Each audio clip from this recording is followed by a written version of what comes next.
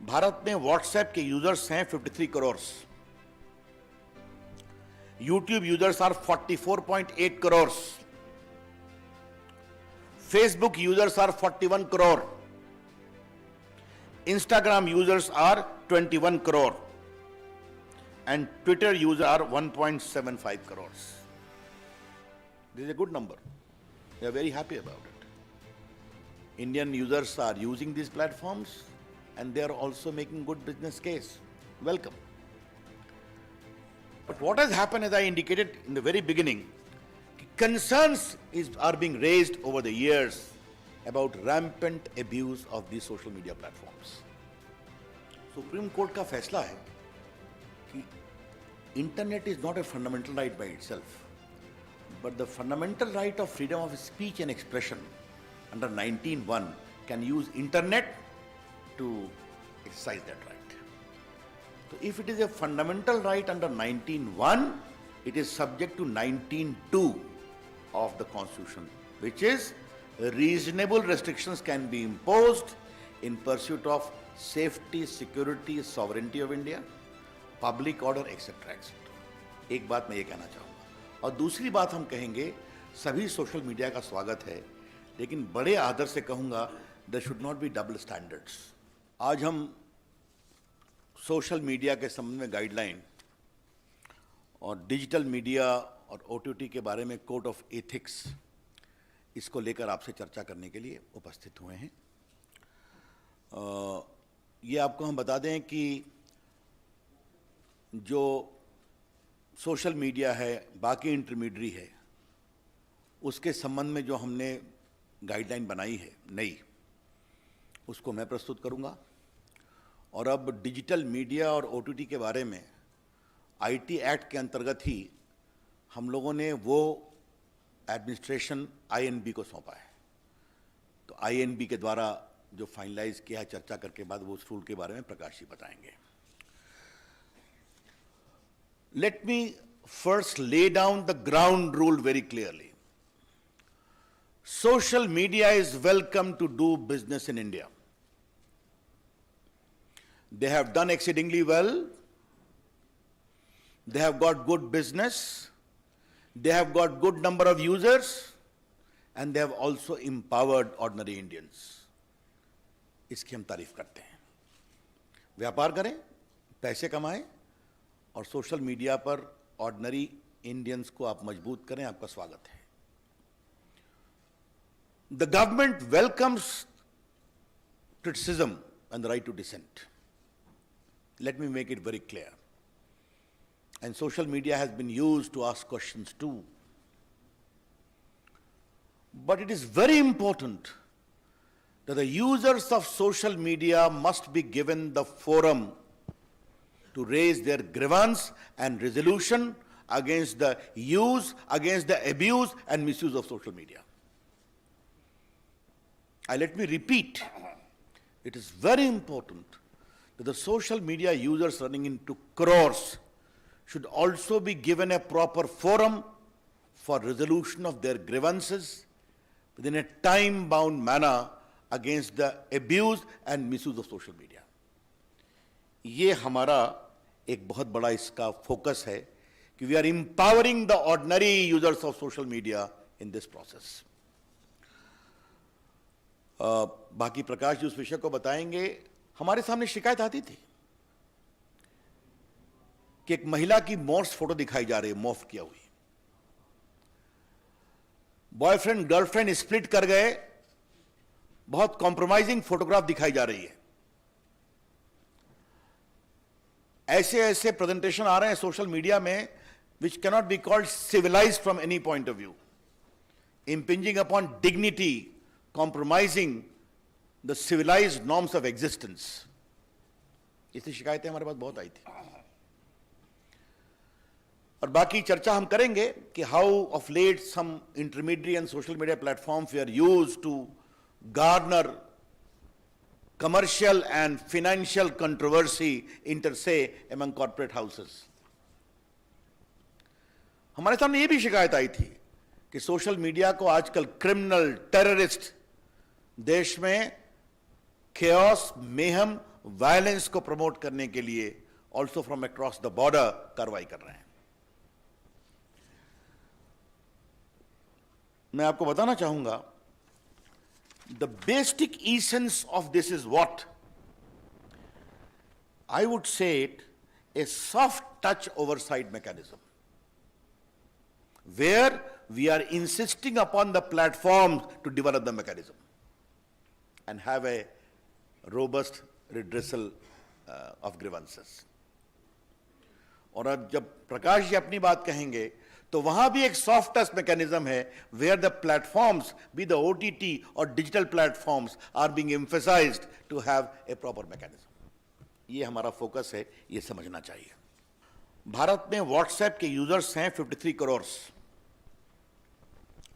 YouTube users are 44.8 crore,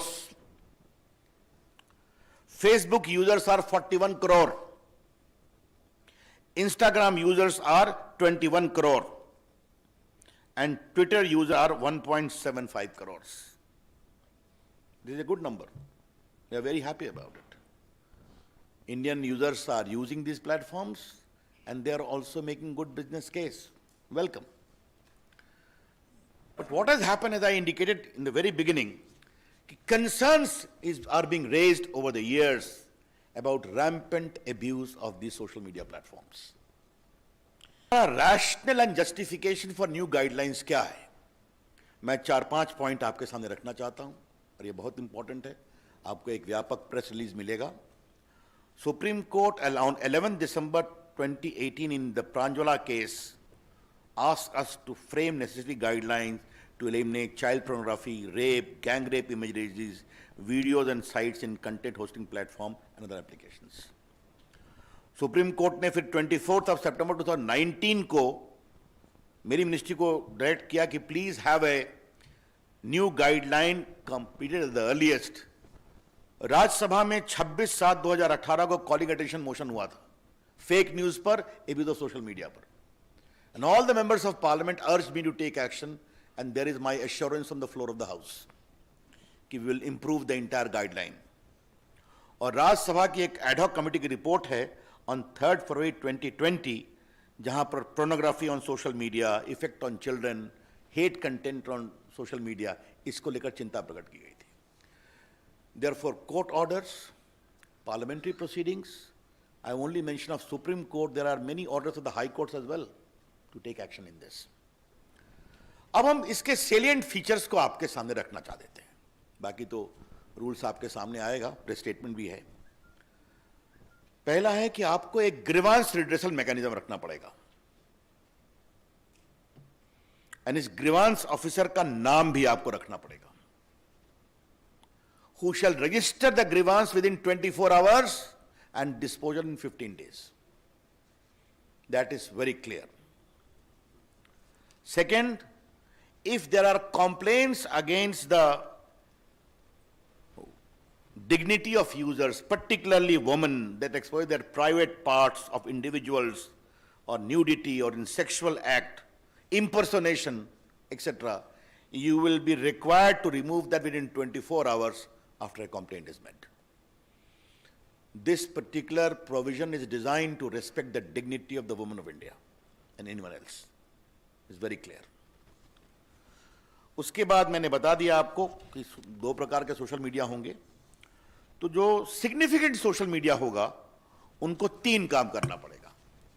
पहला, you will have to have a chief compliance officer resident in India, responsible for ensuring compliance of the acts and the rules.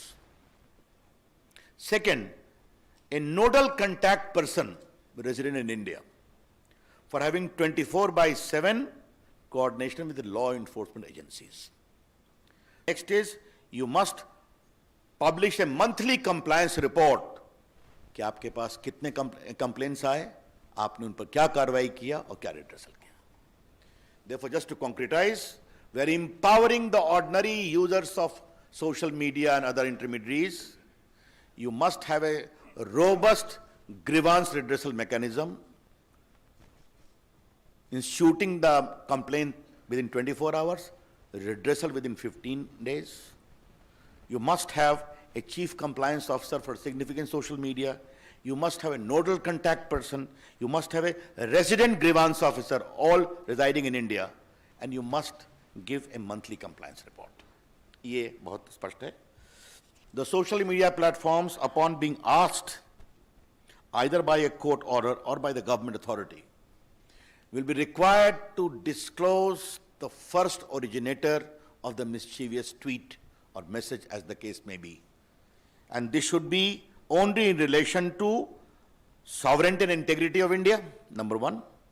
Number two, security of the state, public order, relations with foreign states, or rape, sexually explicit material, etc., etc. तो आपको ये बताना पड़ेगा कि खुराफात पहले किसने शुरू की, उसको आपको जानकारी देनी पड़ेगी. यस. और ये सब उसी अपराध के बारे में होगा जहां 5 साल से अधिक की सजा है.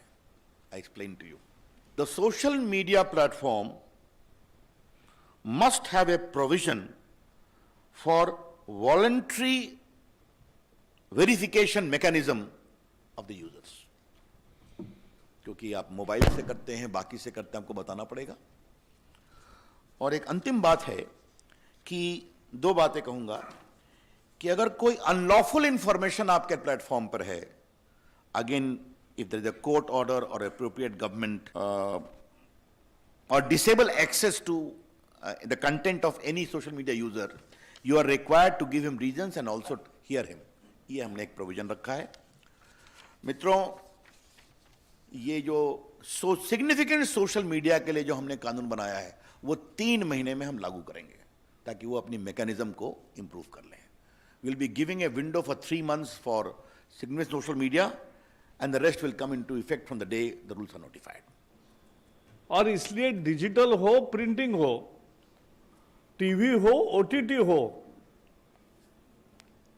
कुछ नियमों का पालन करना पड़ेगा, कुछ प्रोसेस सेट करना पड़ेगा. और उसके लिए we have decided to have 3-tier mechanism for OTT platforms.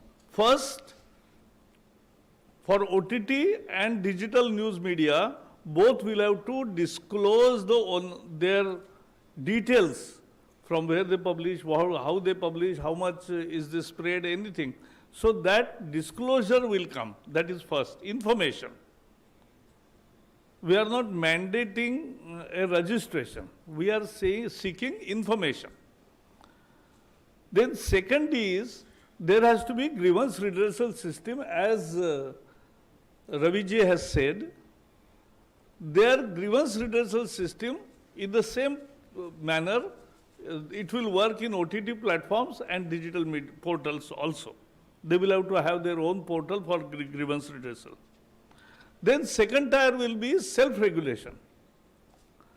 On OTT platforms, they will have to have a self-regulation, a body headed by a retired Supreme Court or High Court judge, or otherwise very eminent person in this category.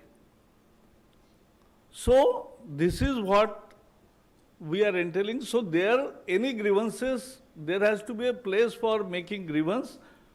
उसकी सुनवाई होनी चाहिए और उसके सुनवाई पर कोई judgement आना चाहिए.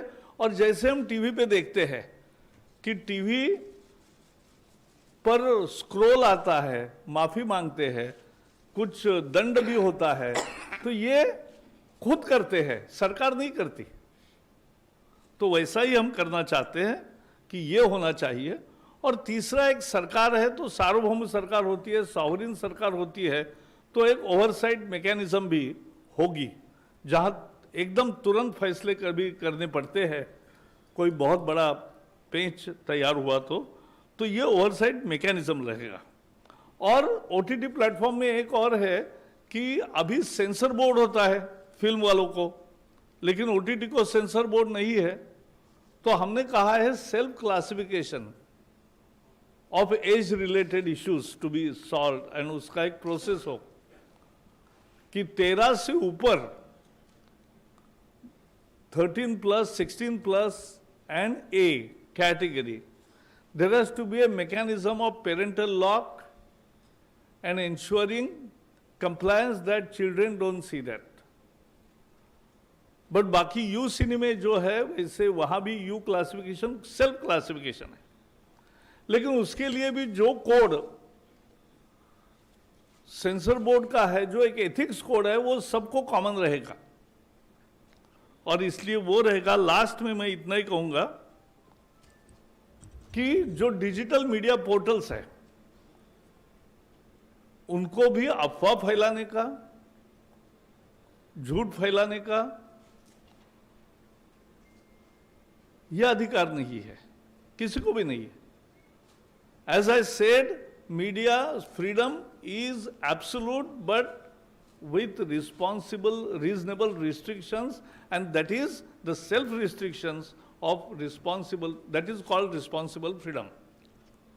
and उस फ्रीडम के दायरे में ये दोनों, और ये कानून एक ही है, आईटी का जो एमआईटी का कानून है, उसी के अंदर जो बिजनेस रूल बदले मोदी जी ने, और ये जो कंटेंट वाला मुद्दा है खासकर मीडिया का और ओटीटी और डिजिटल मीडिया, इसका आईएनबी एडमिनिस्टर करेगी। बाकी जो इंटरमीडिएट प्लेटफॉर्म्स है उस पर का संज्ञान आईटी मिनिस्ट्री पहले जैसे कर रही है वैसे ही करेगी। बस मुझे भी इतना ही कहना है। सुप्रीम कोर्ट का फैसला है कि internet is not a fundamental right by itself, but the fundamental right of freedom of speech and expression under 19(1) can use internet to exercise that right. So if it is a fundamental right under 19(1), it is subject to 19(2) of the Constitution, which is reasonable restrictions can be imposed in pursuit of safety, security, sovereignty of India, public order, etc., etc.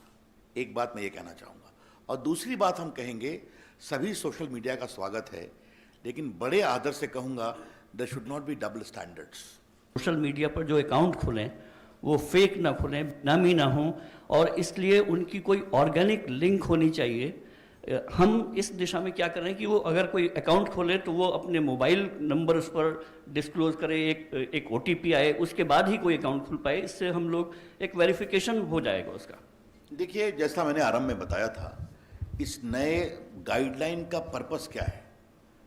Social media खुद ये काम करें और उनके user से करवाएं। हम सरकार का हस्तक्षेप कम से कम चाहते हैं, इसीलिए एक voluntary mechanism social media platform create करें और उनके रजिस्ट्रेशन कराएं। उनका मोबाइल तो उनके पास ही है, सिम कार्ड है, आधार कार्ड है, क्या करना है उनको तय करना है। लेकिन हम जरूर चाहते हैं, अपेक्षा होगी कि ये वेरिफिकेशन जरूरी है, वरना वो भारत से ट्वीट हो रहा है, रिट्वीट हो रहा है, विदेश से हो रहा है, पाकिस्तान से हो रहा है, कहीं ना कहीं तो इसके बारे में एक मैकेनिज्म होना चाहिए।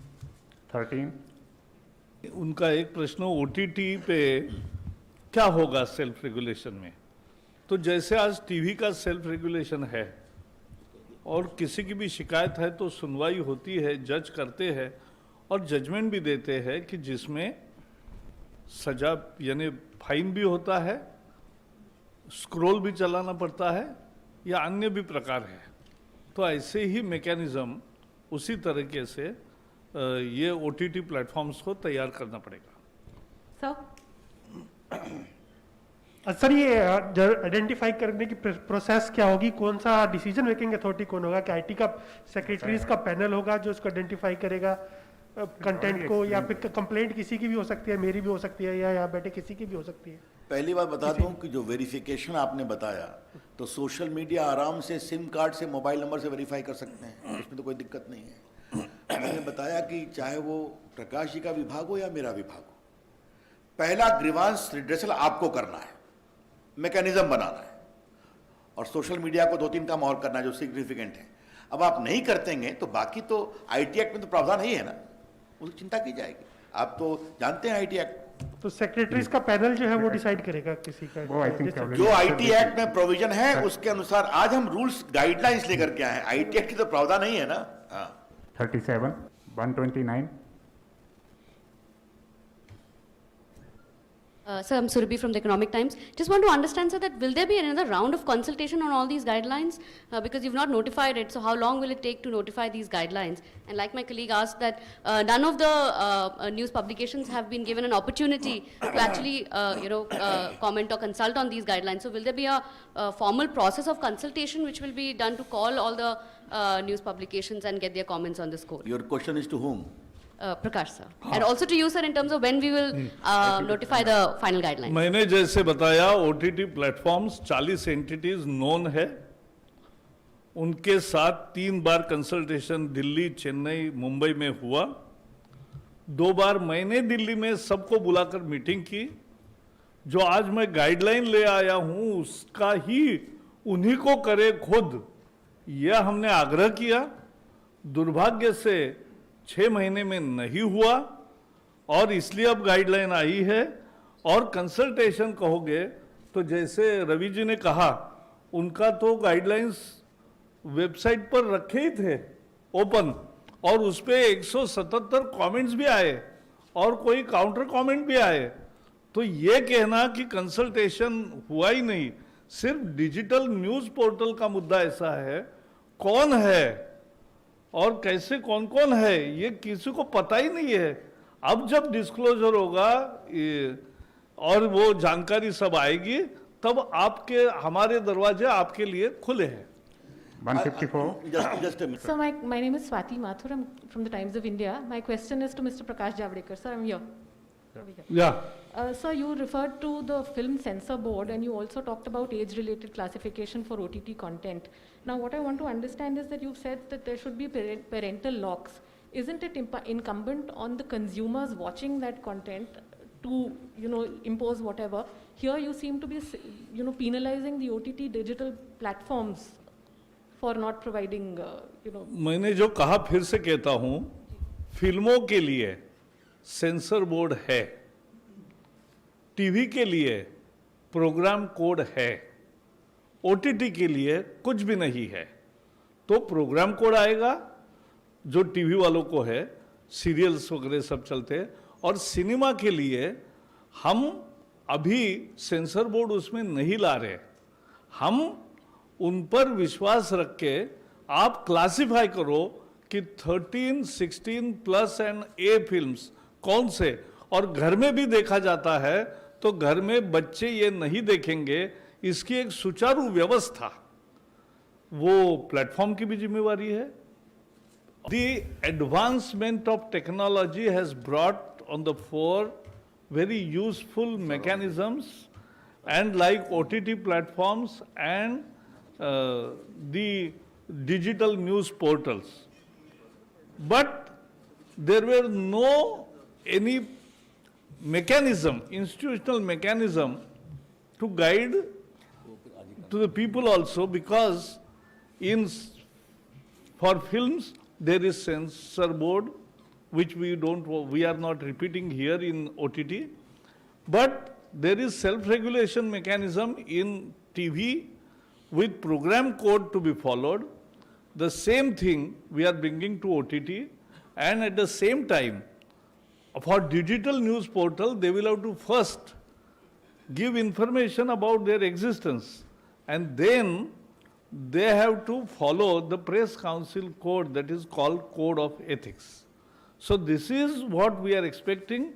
We believe in our media, we believe they're responsible. नमस्कार, मैं प्रदीप टोटल न्यूज़ से।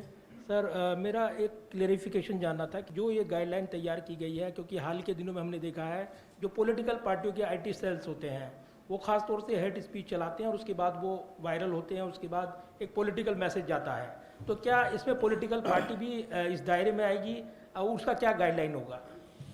देखिए, मैंने आपको पहले भी कहा था कि अगर देश में करोड़ों लोग सोशल मीडिया को यूज़ कर रहे हैं तो अपने वो विचारों का भी मैं अपनी पार्टी के भी विचारों का कर सकता हूं, वो भी कर सकते हैं, लेकिन जो नॉर्म्स हैं उनका तो पालन करना पड़ेगा ना, कि आप किसी को डिफेम मत करिए, किसी महिला के खिलाफ इस तरह की बातें ना करिए, आप आतंकवाद को ना बढ़ाइए, या कई चीजें जो अब चली हुई हैं, तो इसका विचार करना पड़ेगा। ये सब पर लागू है, कोई पॉलिटिकल एक्टिविस्ट हो या नॉन पॉलिटिकल एक्टिविस्ट हो। 38.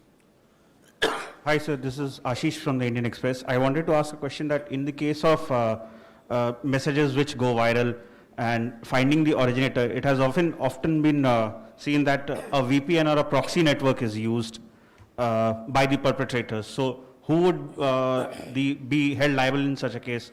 The social media intermediary or VPN? Well, Ashish ji, these are academic questions. As I said in the very beginning, as Prakash ji said, we are trusting the platforms to be accountable in terms of these regulations. We are trusting self-regulations. And once they will go through all the norms, which will be very much put on the platform, they need to improve their mechanism, whether it is grievance redressal or verification or classification of the curated content. तो हम तो उनको trust कर रहे हैं. इस बात को प्लीज सारे मित्र समझें कि the focus of this guideline, whether in the case of social media or in case of creative content, is on self-regulation. You develop, this is the norm, please ensure it followed up.